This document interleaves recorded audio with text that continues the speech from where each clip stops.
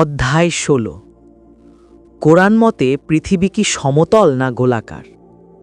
খুবই সিরিয়াস একটি ব্যাপার নিয়ে আলোচনা হচ্ছে। ঠিক আলোচনা নয়, আদতে হাসাহাসি হচ্ছে। যারা হাসাহাসি করছে তাদের সবাই খুবই স্মার্ট। শুধু স্মার্ট নয়, ওভার স্মার্ট বলা যায়। এরা কথায় কথায় বলে আমরা বিজ্ঞান ছাড়া কিছুই বুঝি না। এরা উঠতে বসতে হাঁটতে চলতে সব কিছুতেই বিজ্ঞানের প্রমাণ খুঁজে। কেউ যখন তাদের বলে বিজ্ঞানের এইটা এই রকম নয় ওই রকম, তখন তারা তেড়ে মেরে এসে বলবে, বাপু তুমি কি বিজ্ঞানী? বিজ্ঞান নিয়ে পড়াশোনা আছে?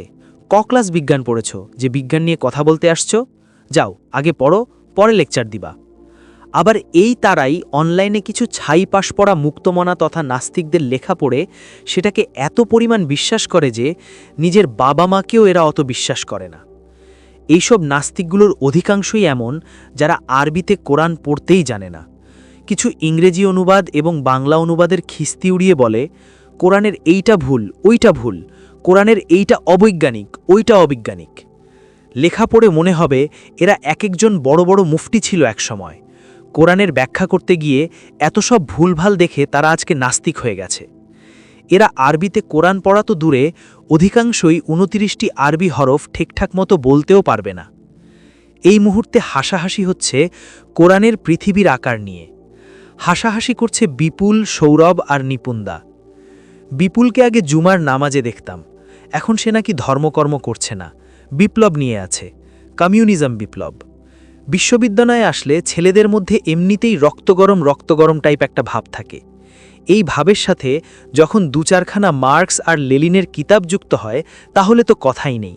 স্বপ্নের মধ্যেও তখন হেলাল হাফিজের পংক্তি, এখন যৌবন যার, মিছিলে যাবার তার শ্রেষ্ঠ সময়, জপতে থাকে।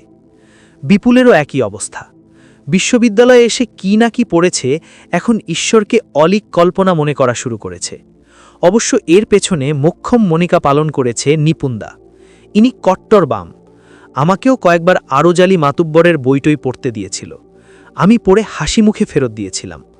আমার কাছ থেকে বই নেওয়ার সময় জিজ্ঞেস করলেন, কি বুঝলে ভাইয়া? আমি ফিক করে হেসে বললাম, বুঝলাম যে লোকটার মেন্টাল ট্রিটমেন্ট দরকার ছিল, কিন্তু দুঃখের বিষয়ে তিনি বিনা চিকিৎসায় গত হয়েছেন। আমার মুখ থেকে এই রকম কথা শুনে নিপুন্দা খুব চমকে গেলেন। এখন বুঝতে পারছি ইনি বিপুল আর সৌরভের ব্রেইন ওয়াশ করেছেন। এরা এখন যা পড়ে হাসাহাসি করছে তা একজন ব্লগারের লেখা। ব্লগারটা হিন্দু পরিবারের হলেও উনি নিজের ধর্ম ত্যাগ করে একসময় নাস্তিকতা চর্চা শুরু করেন। পেশায় একজন ইঞ্জিনিয়ার। এই ব্লগার লিখেছেন, মুহাম্মদের আল্লাহ কি জানতো না যে পৃথিবী গোলাকার, সমতল নয়? তাহলে মুহাম্মদের আল্লাহ পৃথিবীকে সমতল বলল কেন? আসলে কোরআন কোনো ঈশ্বরের বাণী টানি না, এটা স্রেফ মুহাম্মদের নিজের বানানো। ১৫০০ বছর আগে মানুষ বিশ্বাস করত যে পৃথিবী হইল সমতল। মুহাম্মদ তখন যা বিশ্বাস করত তাই লিখে দিছে আর বলে দিছে এইটা আসছে আল্লাহর কাছ থেকে।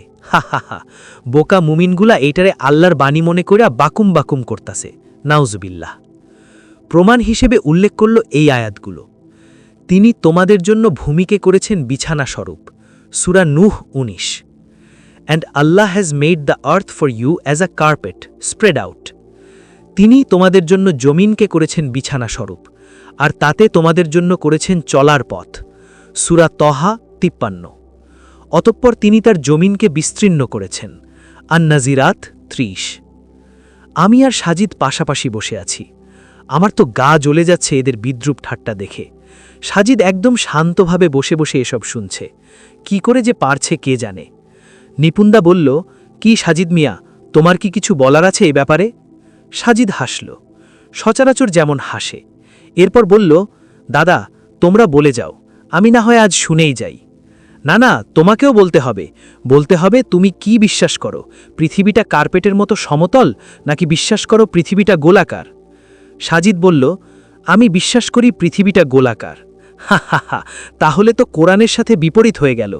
কোরআন বলছে পৃথিবীরে কার্পেটের মতো বিছানো হয়েছে। You believe it? সাজিদ কিছু বলল না, একটু ঝেড়ে কেশে নিল। এরপর বলল, দাদা অনেকক্ষণ ধরেই খেয়াল করছি তোমরা বলছো সমতল সমতল। আচ্ছা, কোরআনের ঠিক কোন জায়গায় বলা হয়েছে পৃথিবীটা সমতল? নিপুন্দা বলল, আরে কোরআন বলেছে পৃথিবীকে বিছানার মতো বিছানো হয়েছে, এর মানে কি এই নয় যে পৃথিবীকে সমতল বলা হয়েছে? সাজিদ বলল, দাদা, প্রথমেই বলে রাখি, অনুবাদ দিয়ে কোরআনকে জাস্টিফাই করাটা ভুল। দেখো, সমতল শব্দের আরবি প্রতিশব্দ হল সাবি, আল মুস্তাবি এসব। কোরআন যদি সত্যিই পৃথিবীকে সমতল বলতো, তাহলে কোরআন নিশ্চয়ই এই শব্দগুলো ব্যবহার করত। কিন্তু কোরআন এখানে এসব শব্দ ব্যবহার করেনি। কোরআন এখানে ব্যবহার করেছে ফারাশ, বামবাত, দাহাহা এই জাতীয় শব্দ, যার কোনোটার অর্থই সমতল নয়। এগুলোর অর্থ কার্পেট বা বিছামার মতো করে বিছানো, স্প্রেড আউট। এগুলো দিয়ে কোনোভাবেই বুঝায় না যে পৃথিবী সমতল। নিপুণদা অনেকটাই বিদ্রুপ করে বলল, তাহলে কি বুঝায় এগুলো দিয়ে স্যার সাজিদ? সাজিদ বলল, লেট মি ফিনিশ। আমরা কোরআনের সেই আয়াতে চলে যাই যেটা নিয়ে তোমাদের আপত্তি, যেটাতে নাকি বলা হচ্ছে পৃথিবী সমতল। আয়াতটি হল, তিনিই তোমাদের জন্য জমিনকে করেছেন বিছানা স্বরূপ, আর তাতে তোমাদের জন্য করেছেন চলার পথ। দেখো দাদা, আল্লাহ বলছেন তিনি আমাদের জন্য জমিনকে করেছেন বিছানা স্বরূপ, কার্পেটের মতো করে। আচ্ছা দাদা, বিছানা বলতে আমরা কি বুঝি? আমরা বুঝি বিছানা এমন একটি জিনিস যা নরম, আরামদায়ক, যাতে বিশ্রাম নেওয়া যায়। যদি এটাকে রূপক হিসেবে ধরি, তাহলে এটা এমন কিছু যাতে স্বচ্ছন্দে বেঁচে থাকা যায়, চলাফেরা করা যায়। আজকের বিজ্ঞানও আমাদের সেটা বলছে। বিজ্ঞান আমাদের বলছে আমাদের পৃথিবীর ভূত্বক মোট 7টি স্তরে বিভক্ত। এই স্তরগুলোর মধ্যে সবচেয়ে উপরের স্তরের নাম হল ক্রাস্ট। এই স্তরের পুরুত্ব ভূপৃষ্ঠ থেকে মাত্র 30 কিলোমিটার গভীর পর্যন্ত। এটি সেই স্তর যে স্তরে আমরা বসবাস করি, চলাফেরা করি। এরপরে আছে ম্যান্টেল। এই স্তরের পুরুত্ব 2900 কিলোমিটার পর্যন্ত বিস্তৃত। এই স্তরের সর্বোচ্চ তাপমাত্রা হল 900 ডিগ্রি সেলসিয়াস। তাপমাত্রায় মানুষ তো দূরের কথা, একটি ক্ষুদ্র জীবও মুহূর্তে ভস্মীভূত হয়ে যাবে। চিন্তা করো তো, পৃথিবীর যে স্তরে আমরা বাস করছি, হাঁটছি, চলছি, ঘুরছি, ফিরছি, তার থেকে মাত্র 30 কিলোমিটার গভীরে এই ভয়াল স্তর অবস্থিত। এটা তো মাত্র দ্বিতীয় স্তরের কথা। এর পরের স্তরের নাম হলো আউটার কোর। উইকিপিডিয়া মতে এর পুরুত্ব হল 2890 কিলোমিটার এবং এই স্তরের তাপমাত্রা হল 3700 ডিগ্রি সেলসিয়াস। চিন্তা করো, পৃথিবীর আভ্যন্তরীণ এইসব স্তরে ঠিক কী ঘটে। এর পরের স্তরের নাম হলো ইনার কোর। এটা তো আরও ভয়াবহ। এভাবে যত নিচে নামা হয়, স্তরগুলো ততই ভয়ানক। আমরা যে আগ্নেয়গিরির লাভা দেখি, এটা এইসব স্তরের ছোট্ট একটা বিস্ফোরণ মাত্র। কিন্তু আমরা যে স্তরে থাকি, সেই ক্রাস্ট স্তরের তাপমাত্রা অন্য 6 স্তরের তাপমাত্রার তুলনায় মাত্র 1%, যা আমাদের বসবাসের উপযোগী। এখন এই দিকটার দিকে ইঙ্গিত করে আল্লাহ যদি বলেন, আমি তোমাদের জন্য ভূমিকে করেছি বিছানা স্বরূপ, তাতে কি বোঝায় যে আল্লাহ এটা দ্বারা পৃথিবীর সেই বুঝিয়েছেন? একদম না। এটা দিয়ে যে আল্লাহ ভূতকের ওই স্তরের কথাই মিন করেছেন, যা আমাদের বসবাসের উপযোগী, তা আয়াতের পরের অংশ থেকেই বোঝা যায়। আয়াতের পরের অংশেই আছে, আর তাতে তোমাদের জন্য করেছেন চলার পথ। এটা তো একদম ক্লিয়ার যে এটা পৃথিবীর আকার নয়, ভূমির ব্যাপারে বলা হয়েছে, এবং ভূমির সেই অংশের ব্যাপারে যে অংশে আমরা মানুষেরা বসবাস করছি, যেটা আমাদের বসবাসের জন্য উপযোগী। তাহলে এটা দিয়ে পৃথিবীকে সমতল বানিয়ে দেওয়া যায় কি করে? স্রেফ মন গড়া ব্যাখ্যা। নিপুণদা চুপ করে আছে। বিপুল বলে উঠল, আচ্ছা সাজিদ ভাই, আপনার কথা মানলাম যে এখানে পৃথিবীর আকার নয়, ভূমির স্তরের কথা বলা হয়েছে, আর সেটাকে বিছানার সাথে উপমা দেওয়া হয়েছে। কিন্তু আপনি কি কোরআনের এমন একটি আয়াত দেখাতে পারবেন যে যেখানে বলা হচ্ছে পৃথিবী গোল, সমতল নয়? বিপুলের কথা শুনে সাজিদ হেসে উঠল, বলল, বিপুল, তার আগে তুমি বলো তো, কোরআন কি মানুষকে পৃথিবীর শেপ কী রকম, পদার্থবিদ্যায় কি কি ঘটে, রসায়নে কোন যৌগের সাথে কোন যৌগের বিক্রিয়া ঘটে, এসব শেখানোর জন্য নাজিল হয়েছে? না, বিপুল বলল। তাহলে তুমি কি করে এক্সপেক্ট করো যে কোরআন পৃথিবীর আকার, আয়তন নিয়ে বলবে? এবার বিপুলও চুপ, কিন্তু সাজিদ আর চুপ হলো না। সে বলে যেতে লাগল, ঠিক আছে বিপুল, তুমি যখন আশা করেছ, তখন আমি প্রমাণ করে দেখাতে পারি যে কোরআন পৃথিবীর আকার নিয়ে বলেছে এবং সেটা গোলাকার। এবার আমি, নিপুণদা, বিপুল আর সৌরভ চোখ বড় বড় করে সাজিদের দিকে তাকালাম। বলে কি বেটা, কোরআন পৃথিবীকে গোলাকার যদি বলেই থাকে, তাহলে এতক্ষণে এত কাহিনী বলার কি কোনো দরকার ছিল? নিপুণদা হো হো করে হেসে উঠল, বলল, এবার কি নতুন তত্ত্ব শোনানো হবে নাকি? হা হা হা হা। নিপুণদার সাথে সাথে বিপুল আর সৌরভও হেসে উঠল। তাদের সাথে সাজিদও হাসছে। আমার তখন সাজিদের উপর খুব রাগ হচ্ছে। সাজিদ বলল, নিপুণদা, একটু মনোযোগ দিয়ে শুনবে প্লিজ। কোরআন সরাসরি পৃথিবীকে গোলাকার বলেনি, বলার দরকারও ছিল না। কারণ কোরআন জিওগ্রাফির কোনো বই নয় যে এখানে পৃথিবীর আকার, আকৃতি নিয়ে বলাই লাগবে। তবে কোরআন কিছু ইঙ্গিত দিয়েছে, জ্ঞানীদের উচিত তা বুঝে নেওয়া। নিপুণদা বলল, তাই বুঝি? তা বুঝায় দেন দেখি মহাজ্ঞানী সাজিদ ভাই। সাজিদ বলল, প্রথমত সূরা আজ-জুমারের ৫ নং আয়াত বলা হচ্ছে, তিনি রাত দ্বারা দিনকে আচ্ছাদিত করেন এবং রাতকে আচ্ছাদিত করেন দিন দ্বারা। এই আয়াতে রাত দিন দ্বারা এবং দিন রাত দ্বারা আচ্ছাদিত হওয়া বুঝাতে যে আরবি শব্দ ব্যবহার হয়েছে তা হল ইউকাউইরু। এই শব্দটির একদম সঠিক অর্থ হল পেঁচানো বা জড়ানো। ক্লাসিক্যাল আরবি ডিকশনারিতে এর অর্থের ব্যাখ্যাতে বলা হয়েছে, এটি ঠিক এমন, কোনো পাগড়ির মধ্যে একটি কাপড় অন্য একটি কাপড়ের মধ্যে যেভাবে পেঁচিয়ে ঢোকানো হয়, একটি অন্যটির মধ্যে পেঁচিয়ে ঢুকে যাচ্ছে। জীবনে কখনো পাগড়ি দেখলে বা পাগড়ি বেঁধে থাকলে ব্যাপারটা ভালো বুঝার কথা। আল্লাহ বলেছেন, তিনি রাত দ্বারা দিনকে এবং দিন দ্বারা রাতকে ঠিক সেইভাবেই আচ্ছাদিত করেন। এখন রাতকে দিন দ্বারা এবং দিনকে রাত দ্বারা এভাবে আচ্ছাদিত করা তখনই সম্ভব যখন পৃথিবীর আকার গোল হবে। আমরা দেখি কিভাবে দিনরাত্রি হয়। প্রথমে ভোর, এরপর আস্তে আস্তে দুপুর, এরপর বিকেল, এরপর গোধূলি, এরপর সন্ধ্যা, এরপর একসময় দিন রাতের অন্ধকারে মিলিয়ে যায়, যেভাবে আস্তে আস্তে একটা পাগড়ির একটা অংশ অন্য অংশের মধ্যে ঢুকে পড়ে। যদি পৃথিবী সমতল হতো, একটা লম্বা কাচ বা তক্তার মতো, তাহলে কি এভাবে দিনরাত্রি হতো? না, তখন এই দিন আবার চোখের পলকে রাত নেমে পড়ত। তাহলে সূরা জুমারের এই আয়াত থেকে আমরা বুঝতে পারি যে আল্লাহ রাতকে দিনে এবং দিনকে রাতে আচ্ছাদিত করার যে প্রক্রিয়া বলেছেন, সেটা তখনই সম্ভব যখন পৃথিবী গোলাকার হবে। তাহলে কোরআন ইনডিরেক্টলি ইঙ্গিত করছে যে পৃথিবী গোলাকার। দ্বিতীয়ত, সূরা আর রহমানের ১৭ নম্বর আয়াতে আল্লাহ বলছেন, তিনি ২ অস্তাচল আর ২ উদয়াচলের মালিক। এখানে অস্তাচল আর উদয়াচল বলতে সূর্যের উদয় অস্তের কথা বলা হচ্ছে। আমরা জানি পৃথিবীতে একদিনে ২ বার সূর্যোদয় আর ২ বার সূর্যাস্ত ঘটে থাকে।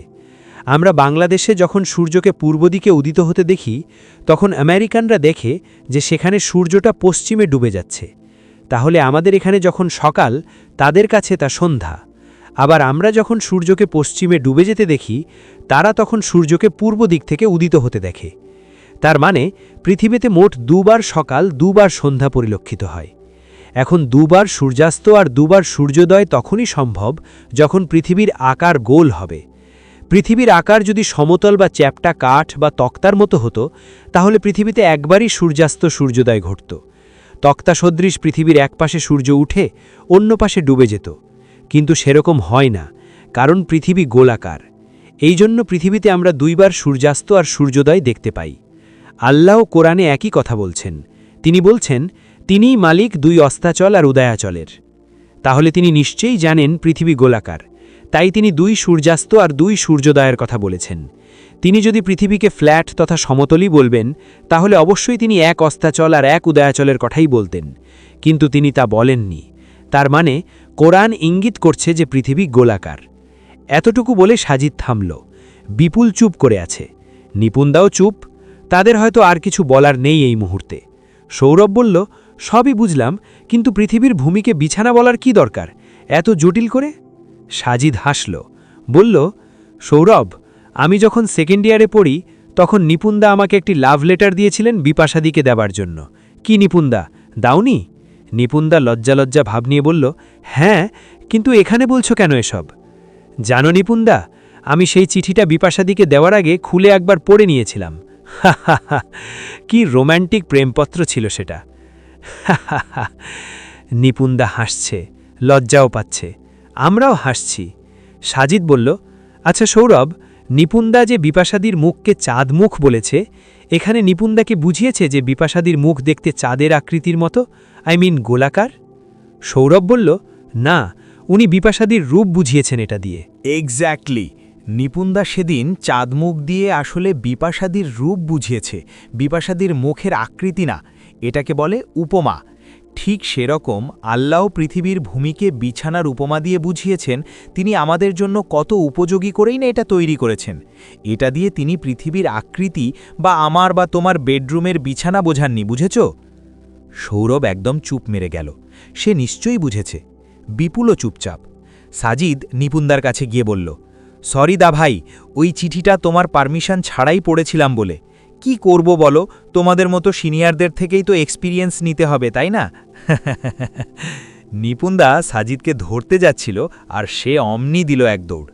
তর্কের খাতিরে যদি ধরেই নেওয়া হয় যে আল্লাহ সত্যি সত্যিই পৃথিবীকে কার্পেটের মতো করে তৈরি করেছেন, তাহলেও কোনো ভুল হবে না, কারণ কার্পেট যে শুধু সমতল জিনিসে করা হয় তা নয়, গোলাকার জিনিসেও কার্পেট করা যায়। উদাহরণস্বরূপ একটি ফুটবলের কথা চিন্তা করুন। ফুটবল একটি গোলাকার জিনিস, এর উপরিভাগ কীরকম? কার্পেটের মতো করে আচ্ছাদিত। সো আল্লাহ যদি বলেন তিনি ভূমিকে কার্পেটের মতো করে বিছিয়েছেন, তাহলে ধরা যায় যে ফুটবলের মতো গোলাকার ভূমিকে তিনি কার্পেটের মতো বিছিয়েছেন। তাছাড়া সূরা আল ইনশিকাকের ৩ নম্বর আয়াতে আছে, যেদিন পৃথিবীকে সমতন করা হবে। এখানে বলা হচ্ছে কিয়ামত দিবসের কথা। সেদিন পৃথিবীকে আল্লাহ সমতল করবেন। তাহলে তিনি যদি এখনই পৃথিবীকে সমতল করে তৈরি করতেন, আবার কিয়ামত দিবসে এটাকে সমতল করার কথা আসে কিভাবে?